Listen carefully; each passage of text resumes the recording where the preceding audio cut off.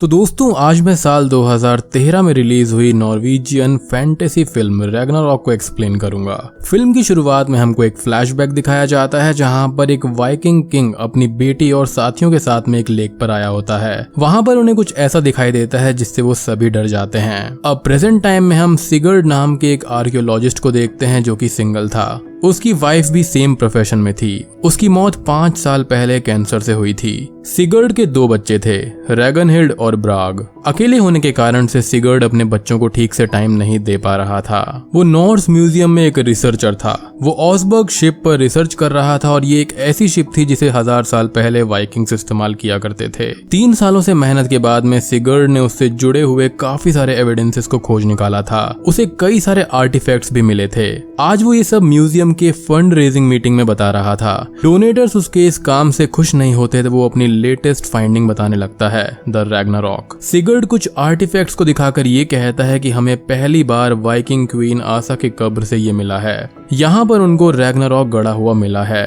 उसके साथ में एक कार्विंग भी जहाँ पर ये लिखा था कि इंसान बहुत कम जानता है। बेसिकली सिगर्ड इसके ऊपर और ज्यादा रिसर्च करना चाहता था, बट रैग्नारॉक का नाम सुनकर डोनेटर्स हंसने लगते हैं। उन्हें ये सीरियस काम नहीं लगता और वो अपनी फंडिंग्स बंद कर देते हैं। अब नॉर्वे में रैग्नारॉक एक मिथ है। ये एक ऐसा वॉर है जो कि दुनिया को खत्म कर सकता है। इसमें ओडिन, लोकी, थॉर, जाइंट्स शामिल होंगे, जहां पर सर्टर सबको, पूरे यूनिवर्स को खत्म कर देगा। इसी कॉन्सेप्ट को एक्सटेंड करते हुए मार्वल की एक फेमस फिल्म भी आई थी, थॉर रैग्नारॉक। आई गेस आप सभी ने इसको देखा होगा। अब फंडिंग खत्म होने से म्यूजियम के चेयरमैन हेनरिक्सन सिगर्ड से सभी रिसर्च को रोकने के लिए बोल देता है। वो अब सिगर्ड को एक टूर गाइड बनने के लिए बोलता है, जिससे सिगर्ड काफी ज्यादा निराश हो जाता है। अब कुछ दिन के बाद में सिगर्ड का कोवर्कर एलन सिगर्ड के घर पर आता है। उसे फिनमार्क शहर में एक स्टोन टैबलेट मिला था। एलन वहां पर नॉर्स कल्चर से जुड़े हुए आर्टिफैक्ट्स को ढूंढ रहा था। फाइनली उसको एक इम्पोर्टेंट स्टोन मिलता है। ये स्टोन एक मैप की तरह था जिसे आसा ने बनाया था। एंड खास बात ये थी कि इसके बीचों बीच एक आर्टिफैक्ट को लगाने की जगह थी। ये आसा का आर्टिफैक्ट था जो कि अब म्यूजियम में था। सिगर्ड अब रात में म्यूजियम को जाकर उस आर्टिफैक्ट को ले आता है। उसे उस स्टोन पर लगाकर वहां पर लिखे हुए शब्दों को पढ़ने लगता है। वहां पर यह लिखा था कि मैं आसा, वाइकिंग्स की रानी, अपने डैड की याद में ये स्टोन बना रही हूँ। इस स्टोन वाली जगह से 3 दिन की दूरी पर एक आइलैंड है जहाँ पर मेरे डैड गॉड की ताकत को हासिल करने गए थे। वहां पर उस आइलैंड का नाम आई ऑफ ओडिन लिखा हुआ था। इस चीज को पढ़कर सिगर्ड एंड एलन बेहद ही खुश हो जाते हैं, एज इससे उनको फेम और पैसा दोनों मिलने वाला था। रैगनहिल्ड और ब्राग की गर्मियों की छुट्टियां अब शुरू हो गई थी। वो समर वेकेशन के लिए जिद कर रहे थे। सिगर्ड अब इन दोनों को अपने साथ में फिनमार्क ले जाता है as a vacation cum job hiking. Finnmark में एलन अपनी लोकल पार्टनर एलिजाबेथ को सबसे मिलवाता है। उसने एक लोकल टूर गाइड लीफ को भी हायर किया था। यहाँ पर हमें नॉर्वे की कंट्री साइड के कुछ ब्यूटीफुल क्लिप्स दिखाई जाती हैं। नॉर्वे रियली में एक ब्यूटीफुल देश है। सबको जिंदगी में एक बार तो वहाँ जाना चाहिए, लेकिन ये सी पैंडेमिक ने सबके ट्रैवल को खत्म कर दिया है। खैर ये सभी उस स्टोन वाली प्लेस पर हाइकिंग करते हुए आगे बढ़ते हैं। एक प्लेस पर आकर रुक जाते हैं जहाँ पर बॉर्डर वॉल थी।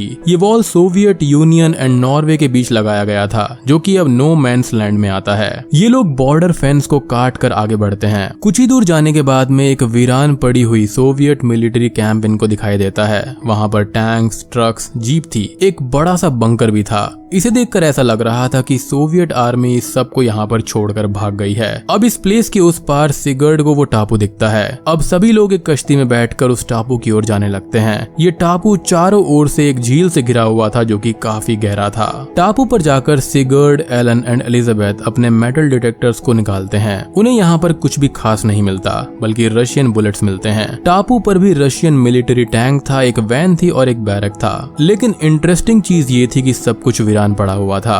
वैन को पानी में एंकर किया गया था। हमें एक रस्सी दिखाई देती है जो कि पानी में जा रही थी। लीफ एंड रैगनहिल्ड उस बैरक के अंदर जाकर चेक करते हैं तो उन्हें वहां पर कुछ चीज मिलती है, लाइक AK-47, शराब, पुराने सोवियत करेंसी एटसेट्रा। कुछ ही देर के बाद में ब्राग टापू पर एक अंडरग्राउंड गुफा को ढूंढने निकलता है। सभी लोग एक रस्सी के सहारे नीचे उतरते हैं। यहाँ पर पानी और कीचड़ हर जगह पर था। इसी कीचड़ में एलन को एक वाइकिंग हेलमेट मिलता है। सिगर्ड इस चीज को देखकर बहुत ही ज्यादा ज्यादा खुश हो जाता है, एस पूरे यूरोप में ऐसा पूरा हेलमेट सिर्फ एक और ही था। वो सबको इस जगह को ठीक से ढूंढने के लिए बोलता है। एलिजाबेथ रैगनहिल्ड को भी कई सारे आर्टिफैक्ट्स वहां पर मिलते हैं। ब्राक को पानी में एक एग शेप का एक शेल मिलता है जो कि वो बैग में रखता है। लीफ भी आर्टिफैक्ट्स को ढूंढ रहा था और उसका पैर भी एक ऐसे ही एग शेल पर पड़ जाता है। उसके पैर पर कुछ लिक्विड भी लग जाता है। अब सिगर्ड सभी मिले हुए आर्टिफैक्ट्स को इकट्ठा करके उन्हें म्यूजियम को देने की बात करता है, जो कि एक्चुअल में एक लॉ था। किसी भी एंशिएंट आर्टिफैक्ट्स को ब्लैक में खरीदना या फिर बेचना गैर कानूनी था।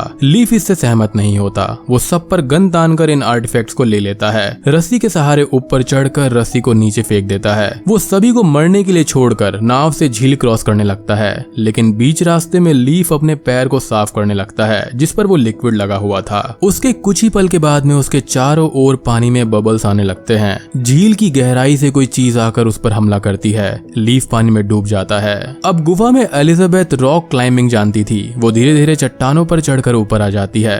रस्सी नीचे फेंककर सबको ऊपर लाती है। You rock girl. खैर सभी लोग झील किनारे आकर वापस जाने का रास्ता ढूंढने लगते हैं। सभी लोग डिसाइड करते हैं कि आज रात वो यहीं पर रुककर कल एक कच्ची नाव बनाकर झील को क्रॉस करेंगे। अब यहाँ पर एलन को नीचे एक खोपड़ी भी दिखाई देती है जिसे वो अब क्लोजली एग्जामिन करने लगता है। जब वो उसे खोलता है तब वहाँ पर उसके अंदर एक नुकीला पंजा था। ये कोई इंसान का नहीं था। इस चीज को देखकर इन दोनों की क्यूरियोसिटी और भी ज्यादा बढ़ जाती है, जिसके चलते ये लोग वापस नीचे उतर जाते हैं। तो बहुत ही ज्यादा बेवकूफ लोग हैं। खैर ब्राग, एलिजाबेथ एंड रैगनहिल्ड वैन में सो रहे थे। तभी ब्राग को मिला हुआ एग बैग से बाहर लुढ़क जाता है और वो क्रैक हो जाता है। नीचे सिगर्ड और एलन को गुफा के अंदर कई सारे एनिमल्स, इंसानों की हड्डियां मिलती हैं। उन्हें एक रशियन सैनिक का बैच भी दिखाई देता है। अब सिगर्ड ये कहता है कि ये कोई वाइकिंग्स की प्लेस नहीं है बल्कि सभी लोगों की कब्र है। आशा का जो स्टोन है वो कोई मैप नहीं है बल्कि एक चेतावनी है कि इस प्लेस से वो सब दूर रहें। इन्हें अब किसी जानवर के गुर्राने की आवाज सुनाई देती है। वो इनकी ओर ही आ रहा था। ये दोनों भागकर छुप जाते हैं और तभी इनको एक सी सर्पेंट दिखाई देता है। अब नॉर्स पौराणिक कथाओं में इसको मिडगार्ड सांप कहते हैं। सिगर्ड अब स्टोन पर लिखे हुए सारे मैसेजेस को क्लियरली समझ जाता है। असल में आशा का वो स्टोन एक चेतावनी थी। उसके डैड वाइकिंग किंग अपने साथियों के साथ इस सांप को मारने आए थे,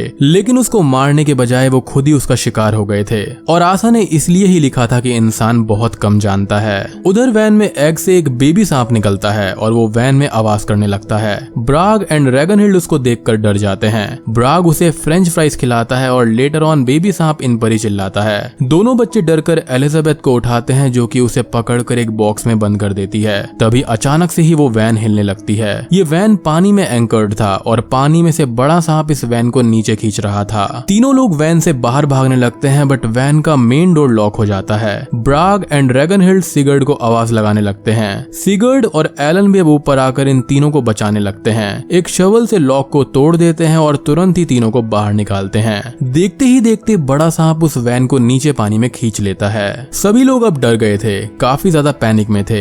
ये लोग डिसाइड करते हैं कि अब उन्हें यहाँ से निकलना ही होगा। एलन टापू पर वीरान पड़े हुए रशियन टैंक से एक पुराना रेस्क्यू गन लाता है। उसे वहाँ पर वो बॉक्स भी मिलता है जिसमें बेबी सांप था। एलन उसे देखकर शौक में उसे भी पैक कर लेता है। ये बात भी सिगर्ड से वो छुपा देता है। अब एलिजाबेथ रेस्क्यू गन को रस्सी लगाकर झील के ऊपर से शूट करती है। वो हुक से एक बड़े से पेड़ पर जाकर टकराता है। लेटर ऑन वो रस्सी को खींचकर एक एक कर सबको उस पार भेजने लगती है। सबसे पहले एलन जाता है और बाद में ब्राग और उसके बाद में रैगनहिल्ड जाती है। अब जब सिगर्ड वहाँ पर जा रहा था तब उसका हुक बीच रास्ते में फंस जाता है। वो हवा में ही लटकने लगता है और अब उसको बचाने के लिए एलिजाबेथ वहाँ पर आ जाती है। तभी हम झील में बड़े सांप को इनकी ओर आते हुए देखते हैं। वो सांप हवा में कूदकर इनकी रस्सी को काट लेता है। दोनों ही लोग पानी में गिर जाते हैं और एलन किनारे से सांप पर फ्लेयर गन चलाकर सांप को भगाता है। एलिजाबेथ और सिगर्ड किसी तरह किनारे पर आते हैं। किनारे पर आकर सभी लोग यहाँ से भागने लगते हैं और वो सांप भी इनका पीछा करने लगता है। यानी कि ये सांप सिर्फ पानी में ही नहीं बल्कि जमीन पर भी रह सकता था। एलन के पास जो बेबी सांप था वो बॉक्स में ही शोर कर रहा था।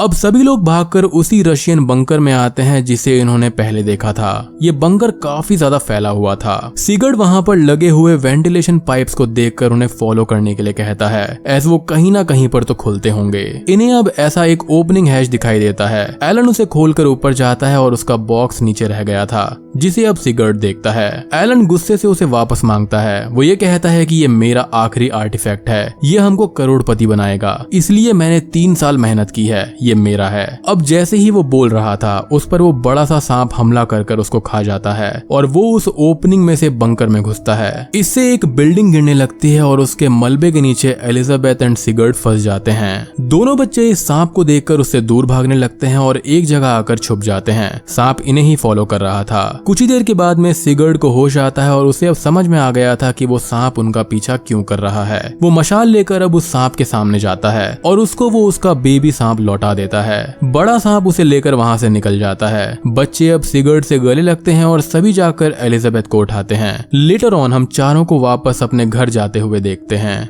तो दोस्तों, ये थी फिल्म रैग्नारॉक की कहानी। ये कहानी जो है वो नॉर्स पौराणिक कथाओं के ऊपर बेस्ड है। नॉर्स वाइकिंग्स का जो रिलीजन था वो ओडिन एंड थॉर को गॉड मानते थे।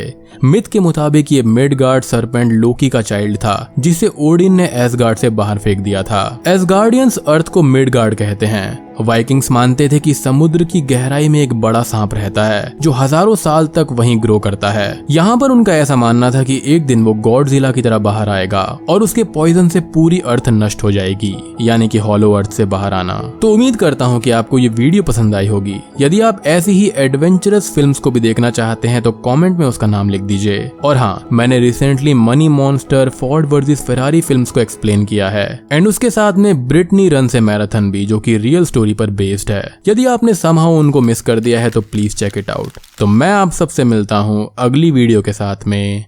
तब तक के लिए गुड बाय।